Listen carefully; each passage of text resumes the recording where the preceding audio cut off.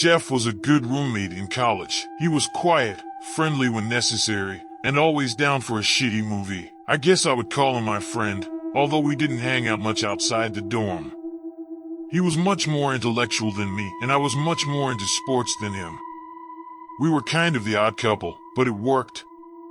Every summer we would go back to our respective homes, me in California, him in Wisconsin, and then in August we'd meet back up for another year. To be honest, I never wondered what Jeff's home would look like. I guess we weren't close enough for me to think of him like that.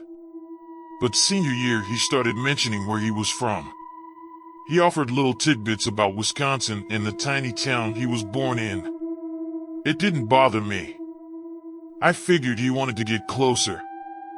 Then he started to joke that I should come stay at his place over winter break and experience the real Wisconsin winter. I told him it gets cold in California sometimes, and he laughed. The kind of laugh someone wise would give to someone stupid. He just smiled his dopey smile at me and said there was nothing like a Wisconsin winter. You have to be there to really understand it. He twirled his pen between his fingers. I followed the pen as it bounced between his thumb and forefinger, swirling up and down. I thought of my older brother, who had said something nearly identical to me. I was 7 years younger than him. When I turned 10, he decided to start bragging about his sex life. He described the acts in close detail. He said Penny Turner's vagina was so big he put his whole arm inside her. I didn't believe him. He grinned. You have to be there to really understand it. It took me another 6 years to realize he was fucking with me. This of course came after I tried to stick my whole arm in my first girlfriend. I wonder if I had even told Jeff that story. I thought about my brother and what he would say to Jeff. Alright, I told him. Prove it. Take me home with you at break and I'll see it for myself. A grin spread across his face. I have to warn you, Ian, it gets very cold. A cold you can feel in your bones. Your face will be on fire with it. There is nowhere to hide from the cold. It finds you even under the heaviest blockade. Dude, you sound like an idiot. We both laughed. Jeff had a tendency to wax poetic. He was an English major after all. Okay, fine. But it's fucking chilly. You'll have to buy a better coat. Maybe snow boots. We aren't going to the North Pole, are we? No, but we might as well. He placed the pen down and tossed the hair out of his face. It's like the opposite of hell, except you're still there. Just the fire is replaced with ice. Good thing I have some extra blubber, I said as I patted my stomach. He rolled his eyes and turned back to his computer. I swung up to my bunk and stared at the ceiling. Being cold as hell wasn't the worst way to spend winter break. Or so I thought. 10 hours into our road trip and I was ready to be in an actual building. We were driving Jeff's Honda, and although it was immaculate, comfort was not its strong suit. Jeff insisted we keep all of the snacks organized and contained so we wouldn't ruin his interior. I told him he was the only 21-year-old with a car cleaner than his mother's. You obviously don't know my mother, he laughed. So how far away are we? I knew I sounded like a whiny kid, but Jeff just kept smiling. Another 5 to go. And you drive home every break? I longed for the comfort of my first-class airplane seat. Yep. Every break. I just can't stay away. And what's the town called again? He sighed. Plainfield. Sounds pretty boring. I leaned back, happy with my joke. It's a tiny place, but it has its charm. If you like cows or soybeans, you'll love it. Can't say I'm too fond of either. I opened the package marked chips and shoved some in my mouth. Jeff grimaced, but stayed silent. When we finally pulled up to a house, it was getting dark. We'd been driving since 7 that morning, and I wanted more than anything to curl up in a bed and sleep. Snow whipped up from the ground in spiraling ringlets of white. Despite the temperature, Wisconsin was surprisingly beautiful. The hills had lovely leafless trees, and the empty pastures stretched like checkerboards across the fields. I appreciated the view, but the -3-degree temperature was certainly biting. Jeff's house was at least a 10-minute drive from any other structure we saw. It was literally in the middle of nowhere, but at least it was a house. All of the lights inside were out. Jeff stopped the car and let out a long breath. He turned to me. "I'm going to unlock the door and get the fire lit. Can you stay in the car for a few minutes?" Sure. Just hurry, it's creepy out here." He nodded and rushed inside. A light turned on and I could see him bustling around. I rubbed my arms to stay warm. It suddenly felt darker. I was more keenly aware of how isolated we were. I saw a large light flickering in the far window. I was anxious to get out of the car. The door opened and I saw Jeff beckon to me. I gratefully ran into the house, leaving my bags behind. I rushed to the fireplace. It sat on the back wall. Two shabby couches were positioned close by and I sat, reaching my fingers towards the flame. Jeff sat across from me, his arms folded. I felt a bit warmer, so I looked around. The house itself was very small but homey. Decorative needlepoints and old-timey paintings littered the walls. Crocheted blankets covered almost every surface. It looked like a place transported from a different era. The walls were paneled wood and the floors were decked in a red shag carpet. It smelled of smoke and decay. "Is this like your grandma's place?" I looked up to see Jeff staring at me. "No. This is where I grew up."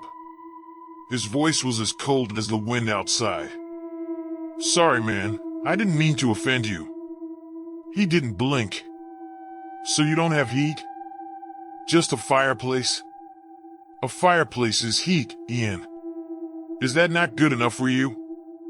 I watched the fire reflected in his eyes and thought to myself, how much did I really know about this guy? I let him drive me 15 hours away from school and put me up in this old house. I shook my head. Of course I knew him. I'd known him almost 4 years.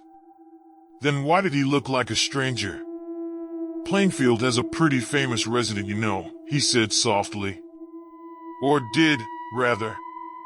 He's dead now." "Oh yeah?" I inched closer to the fire. We were in all the newspapers. This was before I was born, but we never really outlived the hype. People come here all the time to try and imagine what life was like for Ed. Still get a reporter now and then too. "Ed?" Jeff smiled. "You really need to take a history class, Ian. Or actually a psych class." Talked all about old Ed and abnormal psych. I felt a shiver run down my spine. "Why are you telling me this?" "To give you an idea of what life is like here." He stood up. "I think it's time to show you my bedroom." God, yeah, a bed would be amazing. I tried to shrug off the weird vibes I was getting. It was probably the cold getting to my head. Jeff took off and I followed. We entered an ancient-looking kitchen that hadn't been touched in years. A wood-burning stove towered above the homemade table and rickety chairs. A doily sat in the center of a table with 2 letters in the lace. J and D. A small pantry held nothing but canned meats and other sundries. Jeff stopped in front of a door and fumbled with a large padlock. He pulled a key from his pocket and the scrape of the lock turning was intense. He swung it open and motioned inside. I peeked from behind him and realized the door led to a basement. "Your bedroom is in the basement?" Very astute, Ian. He began descending the stairs. "Come on, you can rest down here." I hesitated. "Jeff, where's your family?" He paused halfway down the steps. "They're visiting my uncle in Milwaukee." He swallowed audibly. "Come on down, Ian. Unless you're scared?" That last comment reminded me of my older brother, who once left me in the woods to find my own way out. I begged him not to leave me, and he just laughed. "What are you, scared?"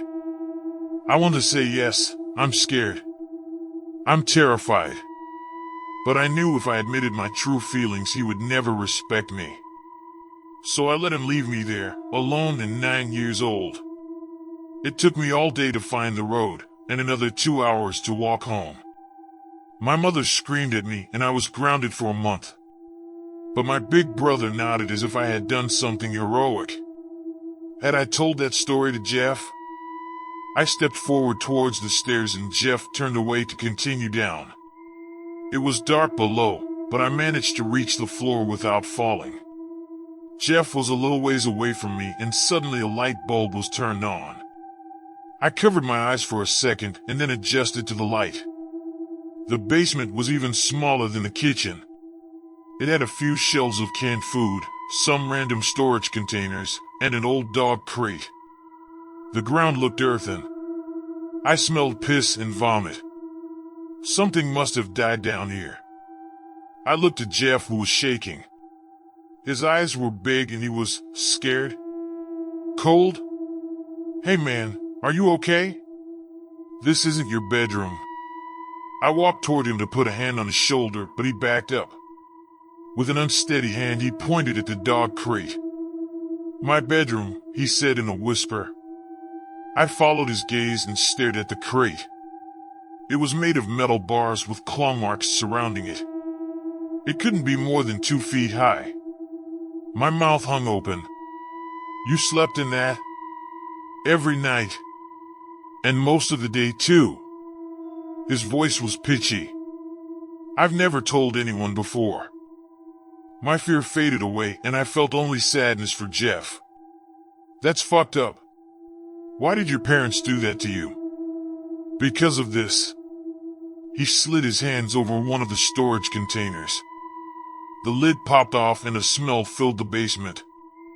I gagged. Jeff lifted a lamp from the container. Why would? But my words stopped when I realized what the lampshade was made of. It's skin, Ian. From my grandma. She died and I borrowed her for my projects. His face turned from nervous to excited. Its own town's legacy. I knew I had to keep the spirit alive. I backed up, ready to bolt up the stairs. He grinned. "Where do you think you're going?" "I have the car keys. It's a 6-mile walk to the next house." "Think you can make it now that the sun's down?" "It's probably 13 below by now." "What the hell did you bring me here for?" He put the lamp back and pulled out a second item. It was a skull. My uncle died from brain cancer, so I turned his head into a bowl. Isn't it beautiful?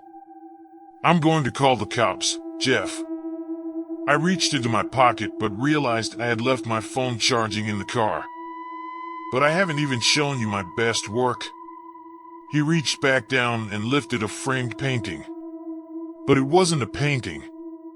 "Holy fuck, is that a vulva?" "Yes." Ed Gain had one on his wall, so I wanted my own. Unfortunately, no one had died recently, so I had to take it from my sister. She didn't survive the encounter.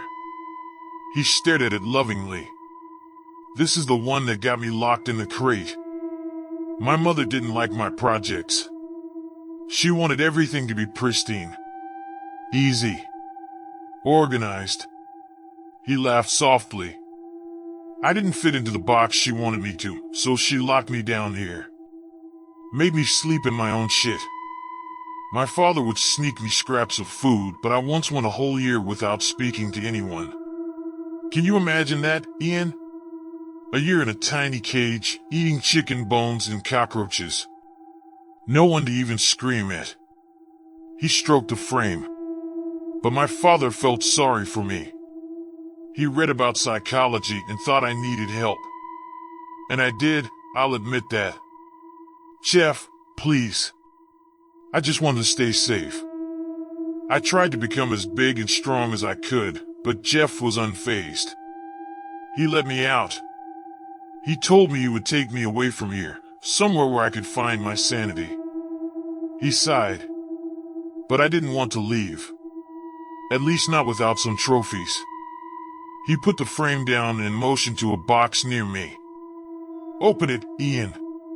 No, I wanted to cry. Do it or I'll kill you. He cocked his head. This was not the same man who watched Die Hard with me in our dorm room. This was someone different, someone demonic. I'm stronger than you, I shot back. You can't hurt me. He looked at me with disappointment. Slowly, he pulled a revolver from his jacket. I've had it the whole time. I could have killed you so many times. I won't lie, I've thought about it.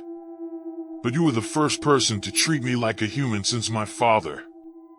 You talked to me, laughed with me. I thought I could trust you. He locked eyes with me. Now open the fucking box. Shivering, I bent down and lifted the lid of the box. Tears started flowing down my cheeks despite my stubbornness. Now lift it up. His tone was joyful. Sniffling, I reached into the box and lifted the thing inside. It was a large slab of skin, dried and sewn together. When I held it up, I could see it was shaped like some sort of dress. 2 sets of genitals were sewn onto it, male and female. The top still had chest hair. I didn't want to touch it, but I didn't know how to escape. That's me, Ian. It's a self-portrait. Can you see the beauty of it? It's my mother and father, mixed together. Just like me. He walked towards me, and it took everything in my power to not collapse. This is why I brought you here. I want you to know me. I do know you, Jeff. Let's just get out of here and go get something to eat. I calmed my voice and took deep breaths. No, he screamed, making me almost drop the horror I was holding. You will put this on and know me or I'll kill you. He took the thing from me lovingly. Put your arms up. Grimacing, I did as I was told, my eyes shut as tight as they could be. He started pulling the thing over my head and I smelled the putrid scent of death. It was tight on me, but Jeff managed to slip it down so it covered my hips. Open your eyes, he commanded. I did slowly, not looking down. Jeff was standing before me amazed, tears welling up. I always wanted a brother, he said quietly. And now I have one. You're beautiful. I wanted to throw up. I wanted to run. I wanted to end this parade of horror. Jeff, can I go now? 1 second. He smiled as he climbed the stairs, watching me the whole time. From the top of the stairs he held out the gun and pointed it at me. I saw my whole life before me. My mother, who raised 2 boys without help. My brother, who I had only just realized tormented me throughout my childhood. My friends, who would never know how much I loved them. My future, which was shrinking with every second. Jeff pulled the trigger. The gun clicked. Nothing happened. He pulled out the barrel and tipped it over, showing there were no bullets inside. I'm not a monster, Ian. He then shut the door and I was alone. Jeff never showed back up to school. I lived alone for my final semester of college. The school changed the locks and the campus police were on the lookout for him. But I knew he would never come back. His time with me was done. Everyone asks me what happened. How did I escape? The truth is I didn't. Not really. Sure, the cops showed up 30 minutes after Jeff locked me down there. They broke down the basement door and found me on my knees, sobbing, still in the skin suit. One of the cops threw up. The other ran to me, screaming for me to explain myself. I couldn't talk. They handcuffed me and took me to the precinct. It took 2 people to take the tight horror off my body. I couldn't stop crying. I wanted to call my mom. I wanted to go back to when I wasn't Jeff's brother. I was cleared of any wrongdoing. They collected all of Jeff's projects and condemned the house. My mother flew out to Wisconsin to take me home. Reporters flooded our return, yelling questions at me like a criminal. When, if, they ever caught Jeff, I would have to fly back and testify at the trial. Secretly, I hoped they would never catch him. I never wanted to see that man again. So I suppose I escaped that basement, but in a truer way I am still there, wearing his parents. Jeff warned me. He said it would be hell. He said I couldn't escape a real Wisconsin winter. He was right.